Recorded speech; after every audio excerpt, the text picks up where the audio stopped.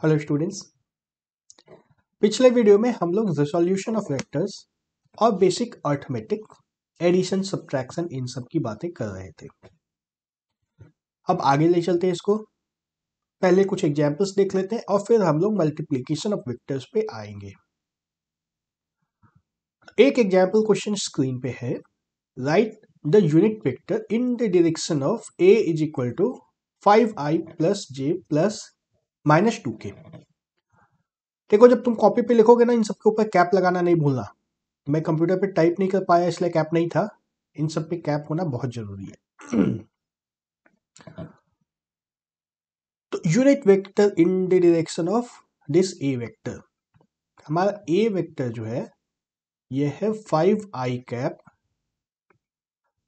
Plus जे cap -2 times के cap. तब ऐसा लग रहा है कि अगर के को मैं किसी कांस्टेंट के से, ए को किसी कांस्टेंट के से मल्टीप्लाई कर दूं तो जो वेक्टर मिलेगा उसका डायरेक्शन ए के जैसा ही होगा। अगर एक वेक्टर को किसी स्केलर से मल्टीप्लाई करते हैं तो डायरेक्शन में कोई चेंज नहीं होता है, मैग्नीट्यूड में चेंज होता है। ये पता है ना। तो मतलब क्या है, क्वेश्चन में पूछा जा रहा है कि इसको किसी एक नंबर से मल्टीप्लाई करना इनटू सम नंबर जिसको हम लोग लैम्डा लिखते हैं जनरली। तो बस सवाल यही है कि लैम्डा की क्या वैल्यू हो कि लैम्डा टाइम्स ए का मैग्नीट्यूड, लैम्डा टाइम्स ए का मैग्नीट्यूड क्या होना चाहिए, यूनिट, यानी कि 1। तो पहले ए का क्या मैग्नीट्यूड है यह निकाल दिया जाए। ए का मैग्नीट्यूड निकालना तो आता है ना, A X square 5 square plus 1 square plus 2 square और पूरे के ऊपर स्क्वायर रूट। ये कितना आ जाएगा, 25 plus 1 plus 4 that is equal to square root of 30। तो ए का मैग्नीट्यूड जो है स्क्वायर रूट ऑफ 30 है। अच्छा, ये मैग्नीट्यूड है। ए का magnitude square root of 30 units है। यहां तक क्लियर है। तो यदि स्क्वायर 1 बाई स्क्वायर रूट 30 से मल्टीप्लाई कर दिया जाए इस ए वेक्टर को, तो जो मिलेगा उसका मैग्नीट्यूड क्या होगा, स्क्वायर रूट 30। इसका मैग्नीट्यूड निकाल रहे हैं हम लोग, square root 30 into 1 by square root 30 that is equal to 1। बात समझ में आ रही है।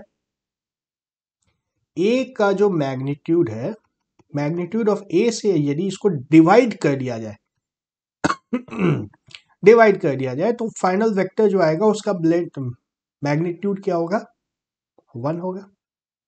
क्योंकि जो भी उसका लेंथ था वो तो कैंसिल आउट कर दिया हमने ना। तो मैं यही पूछा गया है, unit vector in this direction क्या होगा, alpha time lambda times A. Lambda times A vector ही यूनिट वेक्टर होगा, जो कि क्या हो जाएगा, 1 by square root 30 multiplied by A, 5i plus J minus 2k होगा ये। बात समझ में आ रही है। हमारा लैम्डा का वैल्यू आया 1 बाई स्क्वायर रूट 30। यही पूछा गया था, यूनिट वेक्टर पूछा गया था, यूनिट वेक्टर पूछा गया था, मतलब हमें यह लिखना है, सिर्फ लैम्डा नहीं लिखना है, पूरा का पूरा वेक्टर लिखना है। यह हमारा वेक्टर है। एक और क्वेश्चन देखें क्या। यह नहीं देखना है अभी, यह क्वेश्चन है, इफ ए प्लस बी का magnitude is equal to A minus B का magnitude so that A is perpendicular to B. देखो, सो दैट है मतलब ये बात सही होगी, है ना, जो लिखा है वो सही होगा, बस हमें दिखाना है। तो अगर इसको ग्राफिकली समझना है तो मान लो हमारे पास यह ए वेक्टर है और यह बी वेक्टर है ना, दो vector perpendicular to each other हमने बना लिया।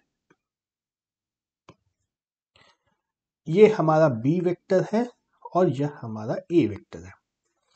ए प्लस बी निकालेंगे तो कैसे होगा, ये इस रेक्टेंगल को कंप्लीट करना है इस तरीके से, और रेड से मैं ड्रॉ कर देता हूं, ये जो वेक्टर आएगा ये ये हमारा वेक्टर होगा a प्लस बी होगा। और a माइनस बी अगर निकालना हो, a माइनस बी अगर निकालना हो तो क्या करते थे, b को उल्टा कर देते, b का डायरेक्शन बदल देते थे, b को नीचे की तरफ खींच लेना है।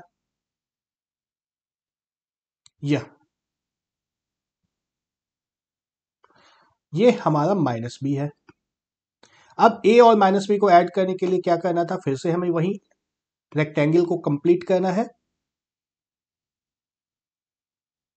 यह और जो डायगोनल होगा यह हमारा a माइनस बी होगा।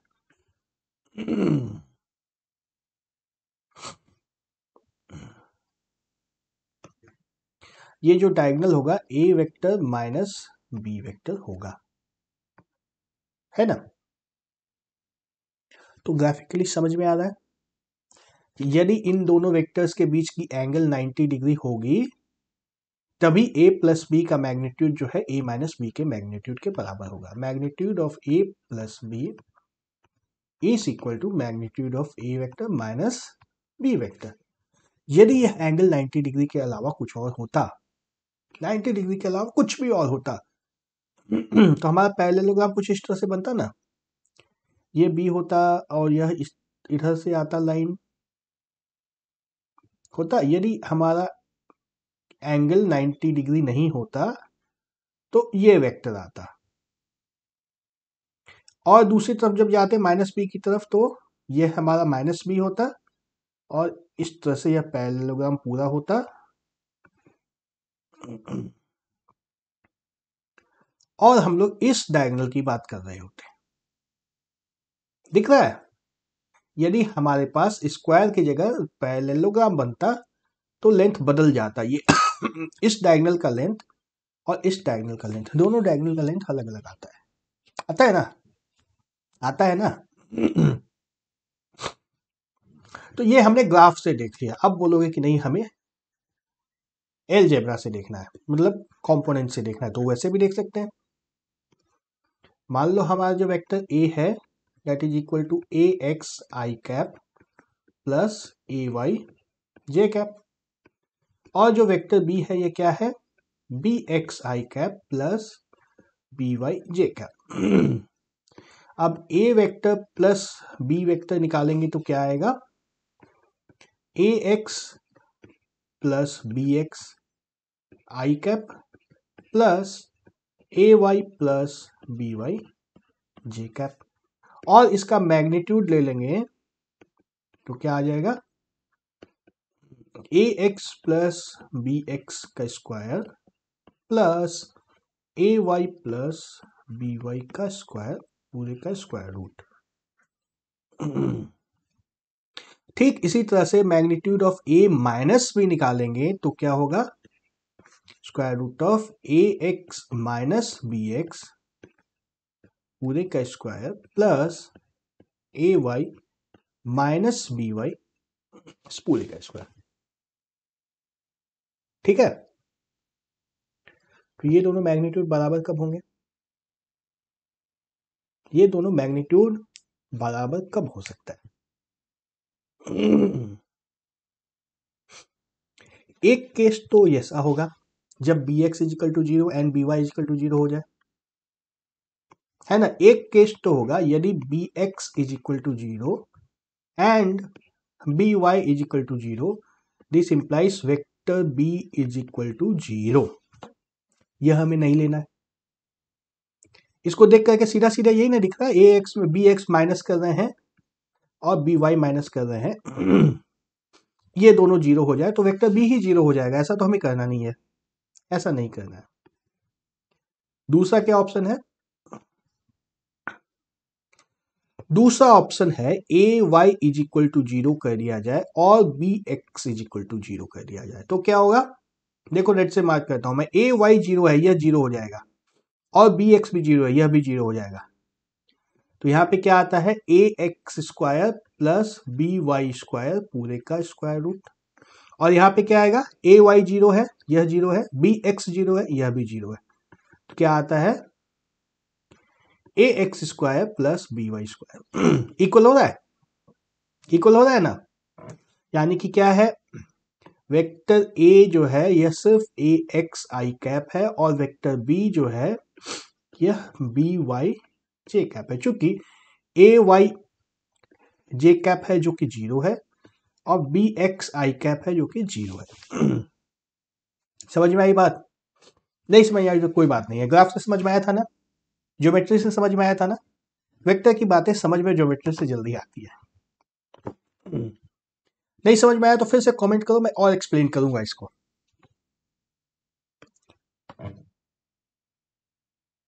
Next question, if A vector is this and B vector is this, find the angle between A and B. कैसे निकालेंगे? 2D में तो हमारा एडिशन से काम बन जाता था, है ना। 2D में तो हमारा एडिशन से काम हो जाता था, लेकिन 3 कंपोनेंट्स हैं तो यह हमारा एडिशन से नहीं बनेगा। इसके लिए हमें एक दूसरा कॉन्सेप्ट चाहिए,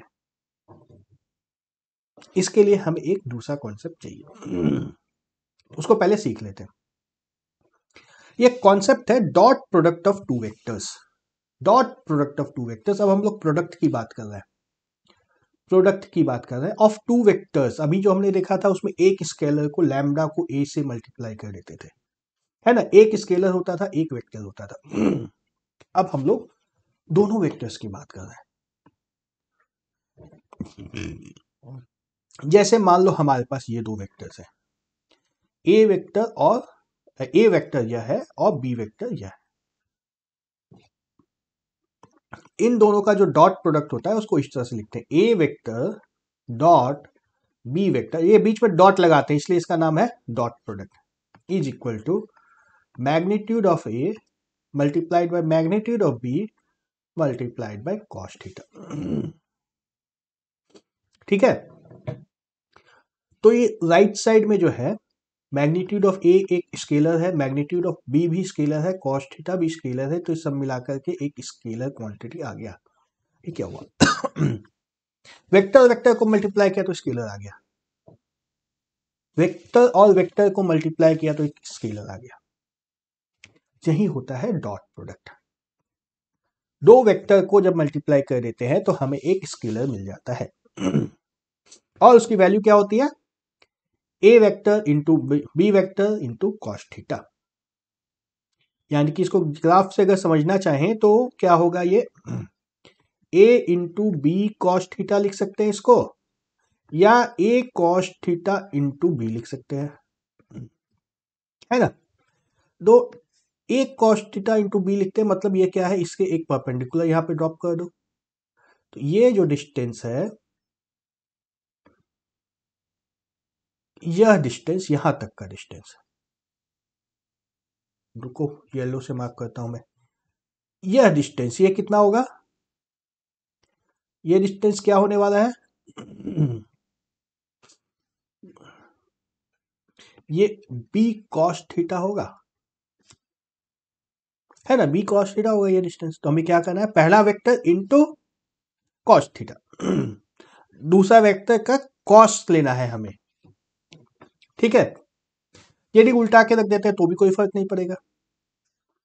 B vector dot A vector करेंगे तो भी क्या करना है हमें, B into A into cos theta. कोई फर्क पड़ेगा? A into B into cos theta करो या B into A into cos theta करो, कोई फर्क नहीं पड़ेगा।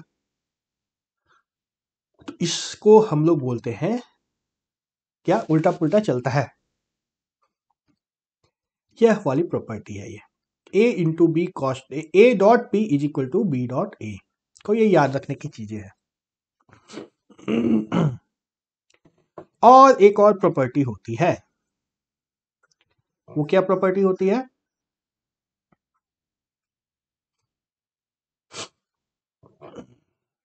Black colour please. A vector dot B vector plus C vector is equal to A vector dot B vector plus A vector dot C vector. जैसा algebra में होता है, A into B plus C करते हैं तो क्या होता है, ए बी प्लस ए सी होता है। सेम वही है, यहाँ पे मल्टीप्लीकेशन होता है, यहाँ पे डॉट प्रोडक्ट आता है। जाना पहचाना नियम है ये हमारी दूसरी प्रॉपर्टी होती है, इसको बोलते हैं डिस्ट्रीब्यूटिव लॉ।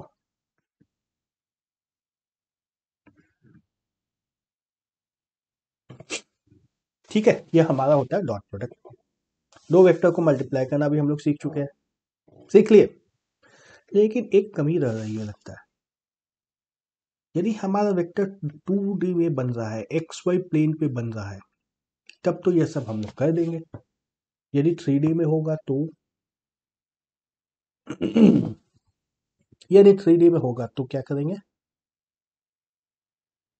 तो एक दूसरा कॉन्सेप्ट लगाते हैं। काम वही करना है, डॉट प्रोडक्ट निकालना है, लेकिन 3D के लिए एक दूसरा कॉन्सेप्ट लगाते हैं।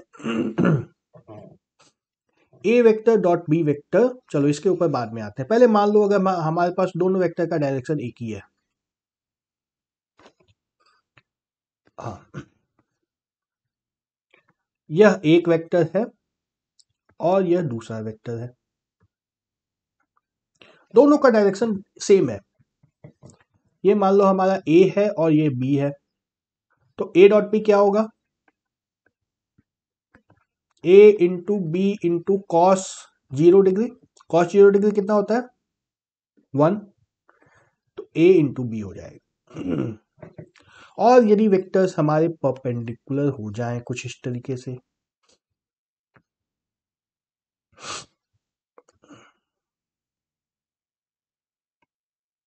यह हमारा बी वेक्टर है, यह हमारा ए वेक्टर है, तो A vector dot B vector क्या होगा,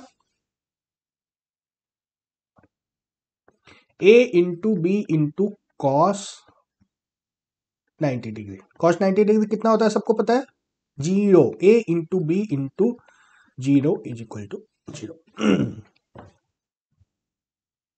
आ रहा है ये।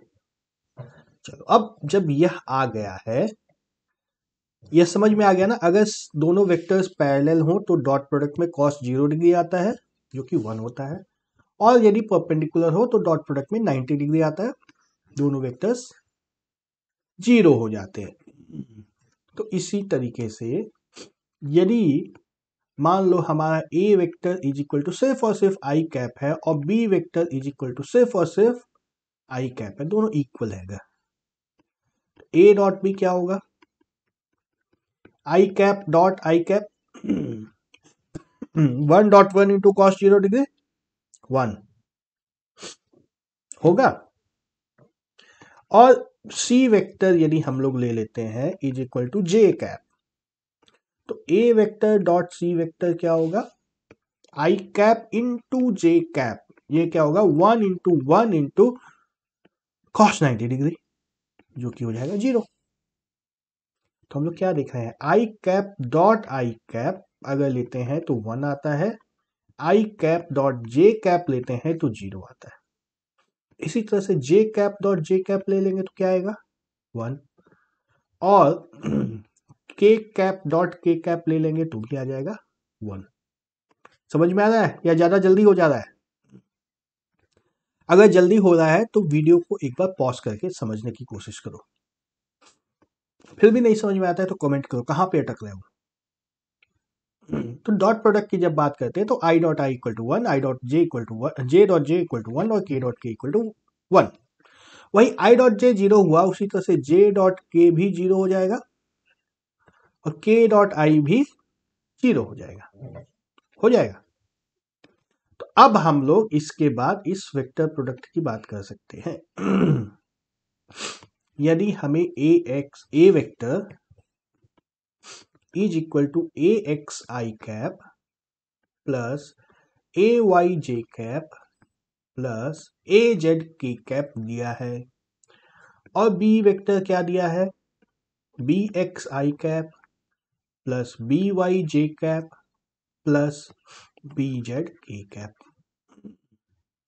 और A vector dot B vector निकालना हो तो क्या करना है, हमें ए एक्स से इस पूरे को मल्टीप्लाई करना होगा, A X multiplied by B X I cap यहां पर भी है, plus B Y J cap plus B Z K cap.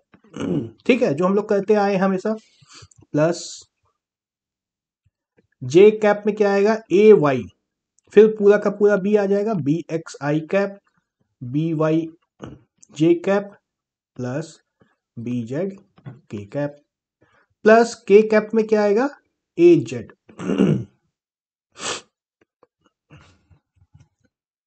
B X I cap plus B Y J cap plus B Z K cap. ठीक है, अब देखो दिख रहा है ना, दिख रहा है। यदि इस लाइन को सॉल्व किया जाए तो क्या आएगा A X into B X I cap into I cap 1 आ जाएगा, यहां पे आ जाएगा A X into B x फिर जब हम लोग ए एक्स को बी एक्स आई कैप और जे कैप को जब मल्टीप्लाई करेंगे तो क्या आएगा, आई कैप और जे कैप को मल्टीप्लाई करने से 0 आ जाएगा। ठीक उसी तरह से आई कैप और के कैप को मल्टीप्लाई करने से भी 0 आ जाएगा। तो क्या बचेगा, सिर्फ और सिर्फ ए एक्स इंटू बी एक्स।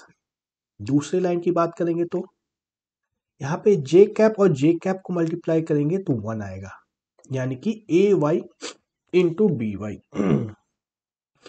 आई को जे से मल्टीप्लाई करेंगे, आई को जे से मल्टीप्लाई करेंगे तो 0 हो जाएगा, आई को के से मल्टीप्लाई करेंगे तो भी 0 हो जाएगा। और इस लाइन की बात करेंगे तो A Z into B Z आएगा। तो हमारा आंसर क्या आएगा, A X plus B X plus A Y plus B Y plus A Z plus B Z. आसान है, बहुत लंबा कॉम्प्लिकेटेड था प्रोसेस चाहे कितना भी कॉम्प्लिकेटेड हो, आंसर हमारा आसान है। A dot B is equal to A X into B X plus A Y into B Y plus Z into B Z. Mike यहाँ ठीक है। और एक और क्या लिखा था हमने, A X into B X क्या होता है, magnitude of A multiplied by magnitude of B multiplied by cos theta. दोनों से सेम आंसर आएगा हमारे पास। तो अब हमारा जो एग्जाम्पल था यह वाला, ए और बी अगर दिया हुआ है और इन दोनों के बीच की एंगल निकाल दिया, तो अब बन जाएगा ये क्वेश्चन। क्या होगा, A vector dot B vector is equal to 2 into 4, दोनों आई कैप ले लिया, आई यहां से 2 और 4 प्लस 3 इंटू 3 प्लस 4 इंटू 2, यह कितना हो गया 8 प्लस 9 प्लस 8 25। ठीक है, और ए वेक्टर की मैग्नीट्यूड क्या है, square root of 2 square plus 3 square plus 4 square, जो कितना होता है 4 plus 9 plus 16 13 and 16 29 square root. इसी तरह से वेक्टर बी कितना आता है 16 प्लस 9 प्लस 4, जो कि फिर से आ जाएगा स्क्वायर रूट 29। तो ए डॉट बी निकालने का दूसरा प्रोसेस क्या था, A into B into cos theta, क्या लिख सकते हैं इसको, square root 29 into square root 29 into cos theta, तो क्या हो जाएगा यह 29 cos theta.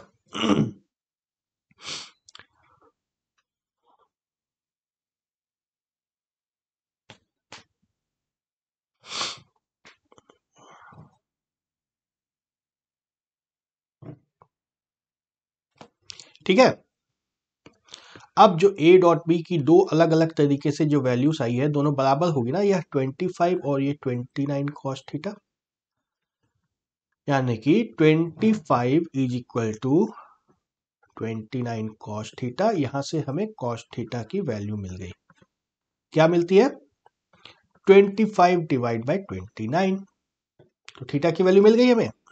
Angle between the two vectors theta is equal to cos inverse 25 divide by 29। Okay,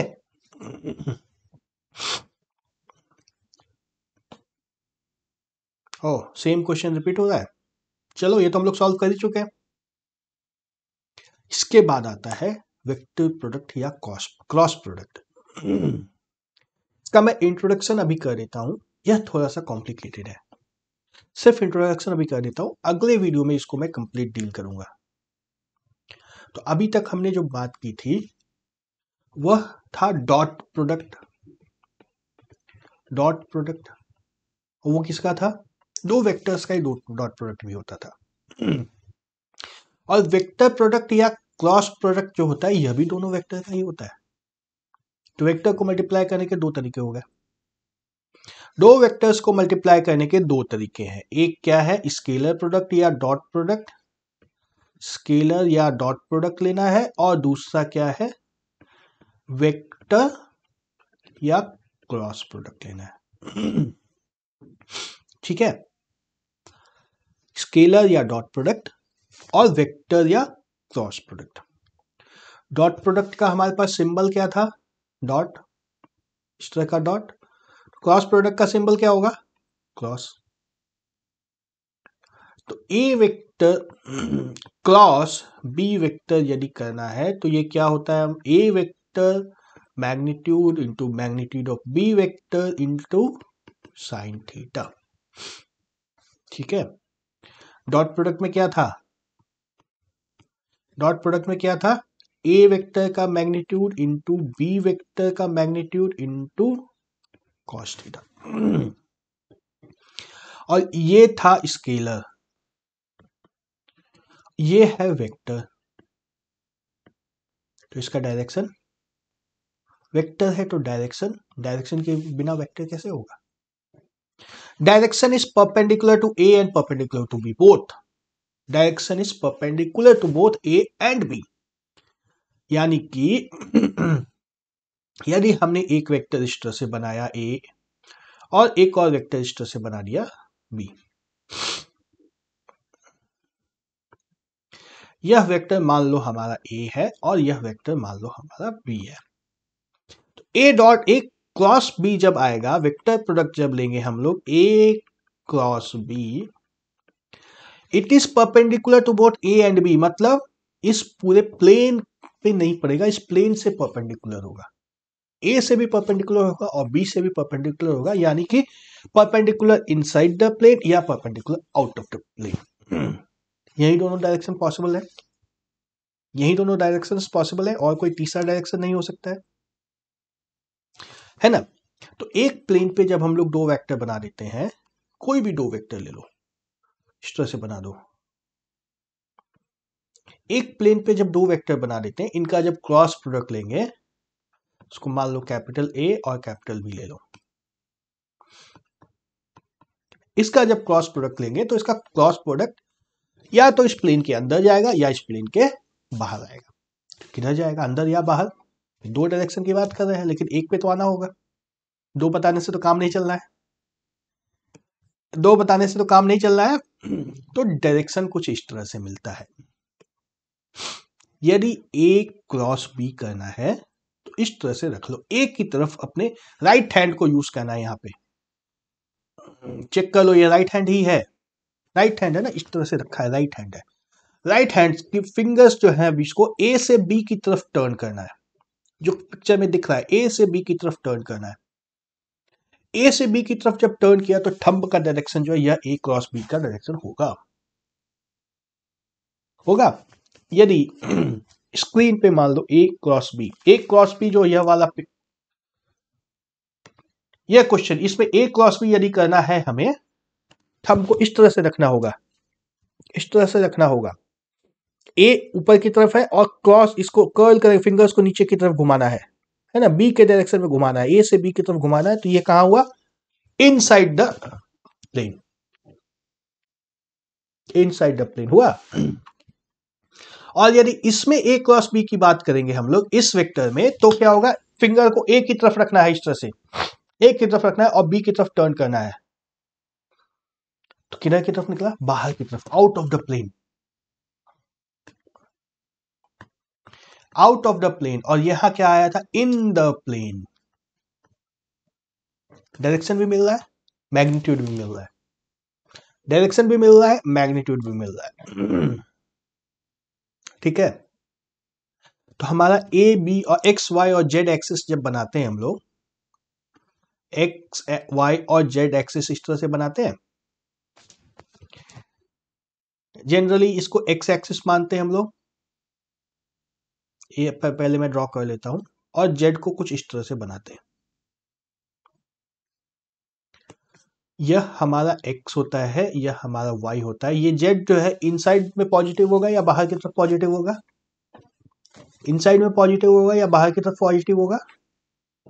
इसको इस तरह से रखते हैं कि क्रॉस जब x i और j कैप का लेते हैं, i cap cross j cap जब लेते हैं तो हमें k कैप मिलना चाहिए, राइट हैंड से मिलना चाहिए। अगर i से j की डायरेक्शन में घूमते हैं तो ये थंब जिस तरफ एक्सटेंडेड है, थंब दिख रहा है ना मेरा, थंब जिस तरफ है वह k कैप का पॉजिटिव डायरेक्शन। ठीक है, तो x अगर यहां है, y अगर यहां है, तो z को इस प्लेन से बाहर की तरफ निकलना ही होगा, मेरी प्लेन से निकल, ब्लैक बोर्ड से निकल करके मेरी तरफ आएगा। ये होता है क्रॉस प्रोडक्ट। मैग्नीट्यूड मिल जाएगा, डायरेक्शन मिल जाएगा।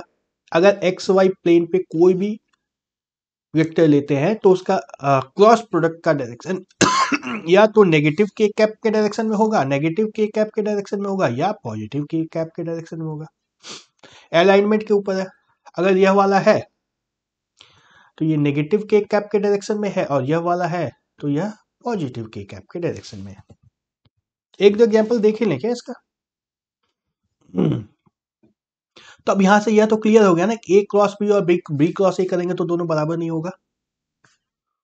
ए क्रॉस बी और बी क्रॉस ए करेंगे तो दोनों बराबर नहीं होगा। जैसे इस तरह से यह करते हैं,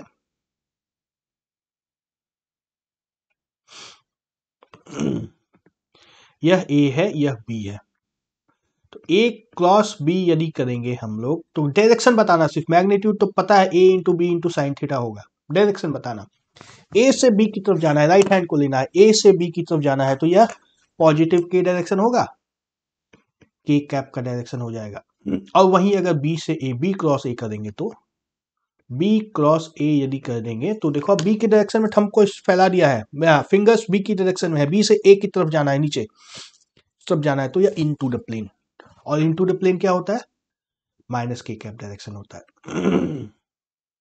बात समझ में आ रही है? A cross B is not equal to B cross A.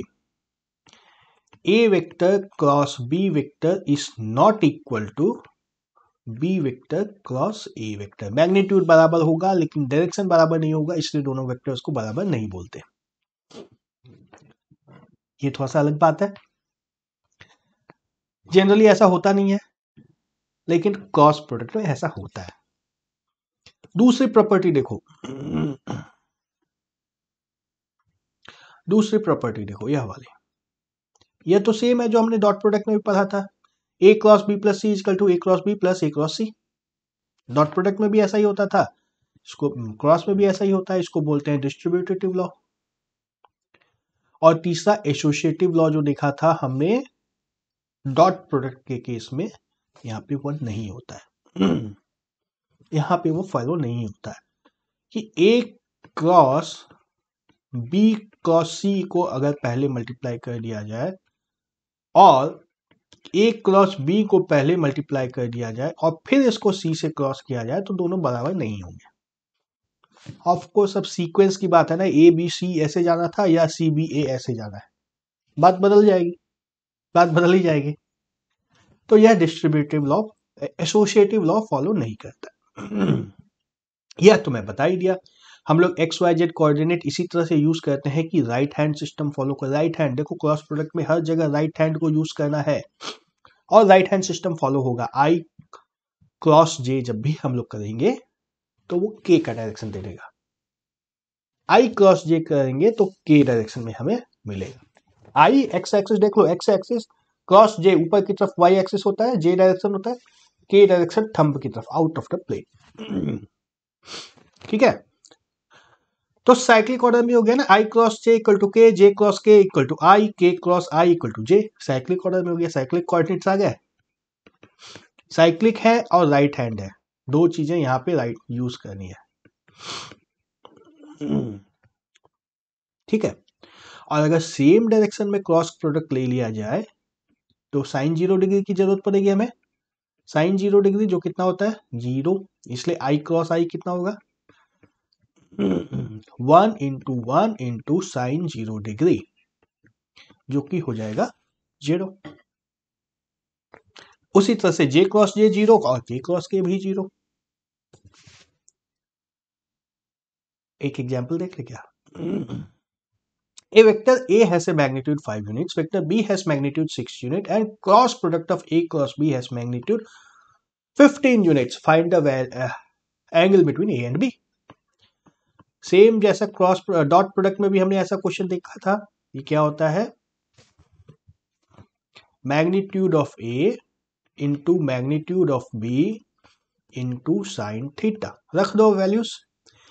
A cross B की वैल्यू हमें दी हुई है 15 unit. 15 is equal to magnitude of A कितना दिया है 5, मैग्नीट्यूड ऑफ B कितना दिया है 6 इंटू साइन थीटा। बहुत ही सिंपल है। यहां से साइन थीटा कितना आ गया 15 divide by 30 is equal to 1/2। 1/2 आया मतलब थीटा की वैल्यू कितनी आ गई 30 डिग्री।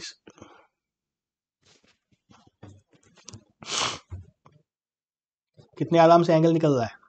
डॉट प्रोडक्ट और क्रॉस प्रोडक्ट का इस्तेमाल एंगल निकालने के लिए भी कर देते हैं हम लोग।